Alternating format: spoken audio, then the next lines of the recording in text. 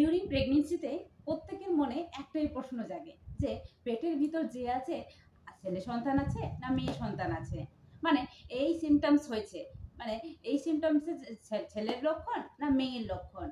আসলে কি সিমটমস দেখে বোঝা যাবে যে এটা ছেলের লক্ষণ না মেয়ের লক্ষণ? তো বিশেষত আমার ক্ষেত্রে আমার এখন 1 ইয়ার বেবি আছে, যেটা কিন্তু ছেলে সন্তান। আর ছেলে সন্তানের ক্ষেত্রে আমার কি কি সিমটমস হয়েছে, 5টি গুরুত্বপূর্ণ সিমটমস বলবো, যেগুলো কিন্তু যেটা দেখে আমি প্রেগনেন্সি ডেলিভারি হওয়ার আগেই কিন্তু বুঝতে পেরেছিলাম যে আমার ছেলে সন্তানই হবে। এটা কিন্তু আমি সেকেন্ড ট্রাইমেস্টারেই আন্দাজ করতে পেরেছিলাম, এবং থার্ড ট্রাইমেস্টার পুরো ফুলফিল আমি কিন্তু একদম ফাইনালে হয়ে গেছিলাম যে আমার ছেলে সন্তানই আসার আছে। তো ঠিক কিন্তু আমার ছেলে সন্তানই হয়েছে। যদিও বা কিন্তু সবচেয়ে বড় কথা, কিন্তু প্রেগনেন্সিতে কিন্তু সব মায়েদেরই একটা জানার কিউরিসিটি থেকেই যায়। তার জন্য কিন্তু সবাই গুগল, এমনকি পাড়া প্রতিবেশী সবার কাছে জানতে লাগে, জানার চেষ্টা করে যে তার প্রেগনেন্সিতে কি হয়েছিল, এমনকি তার নিজের প্রেগনেন্সিতে কি হচ্ছে। তো বন্ধুরা, আজকের ভিডিওতে আমি বিশেষত আমার প্রেগনেন্সিতে কি কি 5টা সিমটমস আমি দেখতে পেয়েছিলাম, এবং যেটা দেখে আমি কিন্তু বুঝতে পেরেছিলাম যে আমার ছেলে সন্তানই হবে। তো ঠিক ছেলে সন্তানই হয়েছে। তো সেই 5টা সিমটমস তোমাদের সাথে শেয়ার করবো। চলো ভিডিওটা আগে শুরু করা যাক। Guys, welcome back to my channel দেশি কুইন পঞ্চু। আজকের নতুন ভিডিওতে সবাইকে অনেক অনেক ওয়েলকাম, অনেক অনেক ভালো। ভিডিওটির মাধ্যমে একটাই জিনিস বোঝানো যাচ্ছে যে আমার প্রেগনেন্সি, আমার পার্সোনাল এক্সপিরিয়েন্সের অনুযায়ী আমি যে 5টা সিমটমস দেখে নিজে নিজে ধারণা করতে পেরেছিলাম যে আমার ছেলে সন্তানই হবে, আর ঠিক কিন্তু আমার ছেলে সন্তানই হয়েছে। এই 5টা সিমটমস দেখে তোমরা নিজেরাও ঠিক বুঝতে পারবে যে তোমার আদৌ পেটের মধ্যে যে আছে সেটা ছেলে সন্তান আছে না মেয়ে সন্তান আছে। বেশিরভাগ ক্ষেত্রে কিন্তু এই সিমটমসটা সবার ক্ষেত্রেই মিলে যায়। আর সবচেয়ে বড় কথা বলতে গেলে, যে ছেলে সন্তান হোক বা মেয়ে সন্তান হোক, যেটাই হোক না কেন সেটা যাতে সুস্থ সবলভাবে হোক, এটাই আশা করে কিন্তু প্রত্যেকটা মা। কিন্তু জানার কিউরিসিটি কিন্তু সবারই থাকে। আর যেগুলো সিমটমস হয়, সেই সিমটমসগুলোর সাথে সবার সাথে তো একটু তুলনা করার চেষ্টা করে। তার জন্য কিন্তু আমি বিশেষত আজকের ভিডিওর মাধ্যমে আমি আমার সে 5টা সিমটমস দেখে, যেটাতে আমি দেখে বুঝতে পেরেছিলাম যে আমার ছেলে সন্তান হবে, সেটা কিন্তু 5টা সিমটমস আমি শেয়ার করবো আপনাদের সাথে। প্রথম যে সিমটমস, সেটা হলো যে আমি দেখতে কেমন হয়েছিলাম, বা আমার স্কিন। সবচেয়ে বড় কথা, প্রেগনেন্সি আসার প্রথম মান্থে কিন্তু আমার একটা ভমিটিং ফিল হচ্ছিল, যেটা প্রত্যেকেরই কিন্তু হয়, যে কারো কারো বেশি ভমিটিং হয়, কারো কারো ক্ষেত্রে খুব কম ভমিটিং হয়। কিন্তু আমার ভমিটিং ফিল হচ্ছিল, গায়ের মধ্যে একটা কেমন গা গুলানি ভাবটা আসছিল, কিন্তু কখনো কিন্তু আমার খুব আহামরি ভমিটিং কখনো হয়নি। কিন্তু প্রথম ট্রাইমেস্টারে আমার বলতে গেলে যে খাওয়া দাওয়াটা একটু কমে গেছিল, কিন্তু তারপরে মানে আমি মাংসর গন্ধ তেমন কি আমি নিতে পারতাম না 5 মান্থ অনুযায়ী, 5 মান্থ চলাকালীন পর্যন্ত। কিন্তু তারপরে আমি সব নর্মালভাবে খাই, এমনকি আমার কিন্তু কোনো কিছু গন্ধ করে না, সব ঠিকঠাকভাবেই খেতে পারি, ভালোভাবেই খেতে পারি। আমার কিন্তু স্কিন বলতে গেলে ওই টাইমের জন্য প্রচুর পরিমাণে শুকিয়ে গেছিল।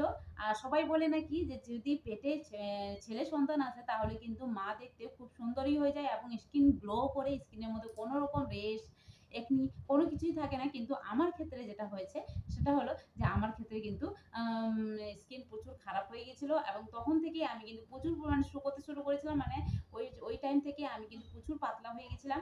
তো স্বাভাবিকভাবে আমি কিন্তু দেখতে একটু বিচ্ছিরি টাইপের হয়ে গেছিলাম। তো এটা কিন্তু বেবি বয়ের লক্ষণ, যেটা দেখে কিন্তু তোমরা নিজেরাই বুঝতে পারবে যে ছেলে সন্তান থাকলে কিন্তু অটোমেটিক্যালি মা কিন্তু নিজেই শুকিয়ে যাবে, এবং স্কিনটাও দেখতে খুবই খারাপ লাগবে। দ্বিতীয় যে পয়েন্টটা হলো সেটা হলো ক্রেভিং, মানে কি কি আমার খেতে ইচ্ছা করতো। সবারই কিন্তু প্রেগনেন্সিতে একটা দারুণ সময়, যে যেগুলো খেতে ইচ্ছা করে না, বা যেগুলো খেতে নেই সেগুলোও কিন্তু খেতে ইচ্ছা করে, বা যেগুলো খেতে নেই আদৌ কোনোদিন কোনো মানুষ খায়নি, সেগুলো ওরা গিয়ে খেয়ে নেয় নাকি, আমি শুনেছি এটা মাদের মুখ থেকে। তো যাকে আমার প্রেগনেন্সির সময় অনেকেই কিন্তু তেতো খায়, বলে কি ছেলে সন্তান হলে পরে প্রচুর পরিমাণে তেতো, ঝাল, টক খায়। কিন্তু আমার ক্ষেত্রে পার্সোনালি যেটা হয়েছে, যেটা আমার শাশুড়ি মার ক্ষেত্রেও এটা হয়েছিল, যেটা কিন্তু আমি তুলনা করেছিলাম ওই টাইমে, তোমার কি খেতে ইচ্ছা করছে বেশি, বা আমার ক্ষেত্রে। আমার শাশুড়ি মার কিন্তু 2টো ছেলে সন্তান হয়েছে। তো আমার ক্ষেত্রে আমি কিন্তু তার সাথে শাশুড়ি মায়ের কাছে ম্যাচিং করেছিলাম। তো আমারও কিন্তু প্রচুর পরিমাণে, আমি কিন্তু কোনোদিনও এত মিষ্টি খেতাম না। ইভেন আমার প্রেগনেন্সি আসার পর থেকেই কিন্তু আমার মিষ্টির প্রতি চাহিদা বেড়ে যায়। এমনকি আমি পায়েস, যাকে বলে আম যে কোনো মিষ্টি খেতে খুবই ভালোবাসি। আর এখনো পর্যন্ত আমি মিষ্টি খেতে খুবই ভালোবাসি। তো প্রেগন্যান্সি আসার পর থেকেই কিন্তু আমি মিষ্টি প্রচুর খাই। তো যাকে এটা কিন্তু ছেলের লক্ষণ। যারা মিষ্টি খেতে ভালোবাসো, সুইট ক্রেভিংস যাদের আছে তারা কিন্তু আশা ধরে রাখো যে তোমাদের ছেলে সন্তান হওয়ার আছে। এটা কিন্তু ফিক্সড। ৩য় যে লক্ষণ তোমাদের বলে দিই যে বেবির মুভমেন্ট, এটা কিন্তু খুব ইম্পর্টেন্ট। প্রত্যেকেই এটা কিন্তু নোট করে নাও, কারণ বেবি মুভমেন্ট দেখে কিন্তু অনেক সময় ডিটারমাইন করা যায় যে বেবি আসলে ছেলে সন্তান আছে না মেয়ে সন্তান আছে। এটা কিন্তু ফিক্সড। আমি যেটা শুনেছিলাম যে বেবি যদি ডান দিকে নড়াচড়া করে তাহলে কিন্তু ছেলে সন্তানের লক্ষণ, আর বেবি বেবি যদি বাম দিকে বেশি নড়াচড়া করে, মানে প্রথম যে নড়াচড়াটা স্টার্টিং যেটা হয়, তারপরে তো 9 মান্থে যেদিকে সেদিকে একদম ঘুষি মারতে শুরু করে। যদি প্রথম মান্থের দিকে মানে মনে রাখবে যে মেয়ে সন্তান সবসময় আগে মুভমেন্ট শুরু হয়, মানে তার মুভমেন্ট আগে সে আগে কিক করবে, আর ছেলে সন্তান সবসময় পরে কিক করে। তো আমার শাশুড়িমার ক্ষেত্রে কিন্তু মানে দুটোই ছেলে, যাকে বলে 7 মান্থ এমনকি কিক করেছে। তো আমার ক্ষেত্রে একটু তাড়াতাড়ি হয়েছে। তখন আমি ভাবছিলাম যে এটা তো আমার সাথে মিলল না। তো এটা কি তাহলে মেয়ের লক্ষণ? কিন্তু না, এটাও মিলেছে। কারণ ছেলেরা 5 মান্থ, 6 মান্থ, 7 মান্থ এমনি লেট করেই, কিন্তু মেয়েরা 3 মান্থ 4 মান্থেই কিন্তু কিক করে দেয়। তো এটা কিন্তু বেশিরভাগ ক্ষেত্রেই বেশি বেবি মুভমেন্ট কিন্তু সবসময় দেখবে যে একটু লেট করে হয় বেবি বয়ের ক্ষেত্রে। আর বেশিরভাগ ক্ষেত্রে কোন পাশে হয় সেটা হলো ডান দিকে। মানে বেবি বয় সবসময় ডান দিকে ফার্স্ট মুভমেন্ট বা প্রথম দিকে যে মুভমেন্টগুলো হয় সেগুলো কিন্তু সবসময় লক্ষ্য করবে যে বেবি বয় থাকলে পরে সবসময় ডান দিকে মুভমেন্ট হয়। যখনই বুঝতে পারবে যে ডান দিকে মুভমেন্ট হচ্ছে, এর মানে নিশ্চয়ই তোমার বেবি বয় হতে চলেছে।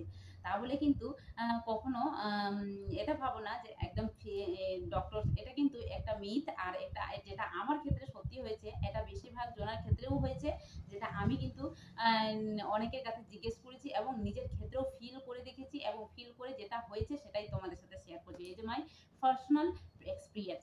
ফোর্থ যেটা, সেটা হলো বেলি শেপ। বেলি শেপ কেমন ছিল আমার? সবচেয়ে বড় কথা বলতে গেলে যে এটা কিন্তু যে কোনো নেট বা যে কারো কাছে জিজ্ঞেস করবে যে বেলি শেপ যদি উপুর হয়ে, পেটটা যদি উপুর হয়ে থাকে, মানে ফুটবলের আকার ধারণ করে থাকে, তাহলে কিন্তু মেয়ে সন্তান হওয়ার সম্ভাবনাটা বেশি। আর যদি বেলি শেপ যদি নিচের দিকে ওভাল টাইপের হয়ে থাকে, মানে নিচের দিকে ঝুঁকে থাকে বেলিটা, সবসময় নিচের দিকে, বেবি যদি নিচের দিকে থাকে, নিজেরাই বুঝতে পারবে, বেবি যখন পেটে আসে নিজেরাই বুঝতে পারে যে বেবি আসলে উপরের দিকে উঠে আছে না নিচের দিকে, উপরের দিকে বেশি ভারী লাগছে না নিচের দিকে বেশি ভারী লাগছে। তো অটোমেটিকলি তখন কিন্তু বোঝা যায় যে বেবি আসলে উপরে আছে না নিচে আছে। তো নিচের দিকে যদি বেবি থাকে তাহলে কিন্তু এটাও লক্ষণ হলো যে বেবি বয় আছে। অবশ্যই বেবি বয় আছে, এটা কিন্তু আমার ক্ষেত্রে ম্যাচ খেয়েছে। এমনকি আমার সবসময় নিচের দিকে, যে ফার্স্ট ট্রাইমেস্টার থেকে শুরু করে আমি লাস্টের দিকে বেশিরভাগ সময় আমার বেবিকে আমি নিচের দিকে, মানে নাভির নিচের দিকেই পেয়েছি বেশিরভাগ সময়। এমনকি 9 মান্থে যখন বেশি নড়াচড়া করতো তখন কিন্তু উপরের দিকে কি করতো, মানে তখন বেবি যেহেতু নিচের দিকে নেমে যায় তখন কিন্তু মানে যাই হোক উপরের দিকে নিচের দিকে যদি সেদিকে ঘোরাফেরা করে, কিন্তু বেশিরভাগ টাইমে বেবিকে কিন্তু নিচে পাওয়া যায়। তাহলে কিন্তু দেখবে যে এটা কিন্তু এমনকি মিরারের সামনে অনেকে মা কিন্তু জানার খুবই আগ্রহ থাকে এবং মিরারের সামনে নিজের বেলিকে দেখতে থাকে, বেলির শেপ সবসময় লক্ষ্য করবে, দেখবে অটোমেটিক্যালি বুঝতে পারবে যে আসলে বেলিটা উপুর হয়ে আছে ফুটবলের মতো, না নিচের দিকে ঝুঁকে আছে। যদি নিচের দিকে থাকে তাহলে এটা কিন্তু ছেলের লক্ষণ। সেটা হলো লিনিয়ার নিগ্রা লাইন। লিনিয়ার নিগ্রা লাইনটা যেটা হলো মানে পেটের মধ্যে যে লাইন, যে প্রেগনেন্সি আসার পর থেকে যে লাইনটা তৈরি হয়, কালো কালো কালারের একটা লম্বা লাইন চলে যায় নাভি বরাবর, যেটা উপর থেকে নিচে নামে। সবসময় লক্ষ্য করবে যে এই লাইনটা, লিনিয়ার নিগ্রা লাইনটা যদি স্ট্রেট ভাবে নিচে নামে, মানে বুক থেকে একদম নাভি থেকে একদম নিচে চলে যাবে স্ট্রেটলি ভাবে, এটা কিন্তু ছেলের লক্ষণ। আর উপর থেকে যদি একটু আঁকা বাঁকা পথে আসে তাহলে কিন্তু মেয়ের লক্ষণ, যেটা আমার ক্ষেত্রে হয়েছে। এবং যেটা কিন্তু পুরো একদম স্ট্রেটলি ভাবে নেমেছিল এবং নাভি বরাবর আবার নিচের দিকে সমানভাবে চলে গেছিল। এটা কিন্তু আমার ক্ষেত্রে দেখা দিয়েছে এবং আমি এটা ফুললি ভাবে পুরো প্রেগনেন্সি। তো যাকে এই 5টা হলো আমার কিন্তু একদম ফিক্সড সিমটমস, যেটা সিমটমস দেখে আমি কিন্তু বুঝতে পেরে গেছিলাম যে আদৌ আমার পেটের ভিতর ছেলে সন্তান আছে না মেয়ে সন্তান আছে।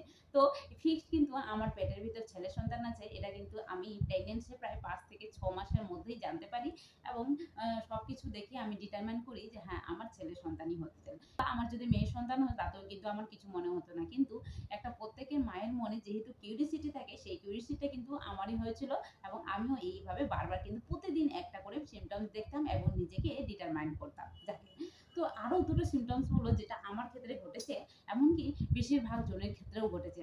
এটা কিন্তু বেবি বয়ের লক্ষণ। তো যেটা হলো যে ঘুমানোর কোন পাশ দিয়ে ঘুমাতে পারে।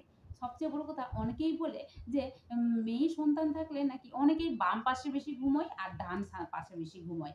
তো অনেকেই বলে যে বাম পাশে বেশি ঘুমোলে নাকি মেয়ে সন্তান আর ডান পাশে বেশি ঘুমালে নাকি ছেলে সন্তান। তো এমনকি ইভেন আমার ক্ষেত্রে আমি যে ঘুমোতাম সবসময় কিন্তু ডান পাশে, আমার ডান পাশ ছাড়া বেশিরভাগ সময় ডিউরিং প্রেগনেন্সিতে আমি কিন্তু ডান পাশ ছাড়া বাম পাশে বেশি ঘুমোতে পারতাম না। ডান পাশে আমাকে কমফোর্টেবল ফিল হতো।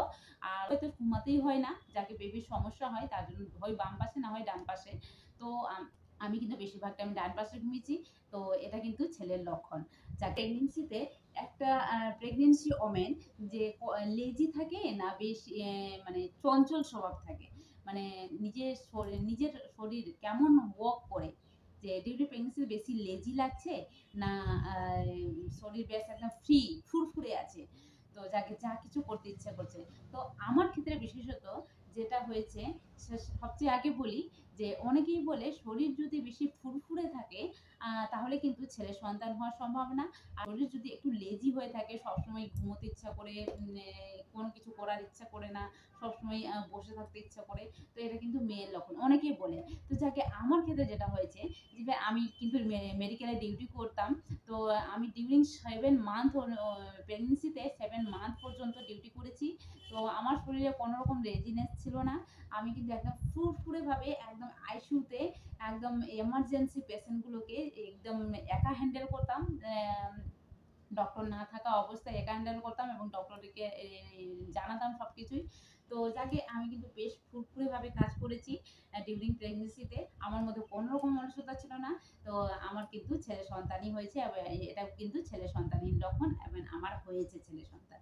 যাকে এগুলোর মাধ্যমে তোমাদের কোন কোন সিমটমস গুলো দেখা দিচ্ছে বন্ধুরা? আমার কিন্তু এই সিমটমস গুলো দেখা দিয়েছে, যেটা কিন্তু ছেলে ইন্ডিকেট করে এবং আমার ছেলে হয়েছে।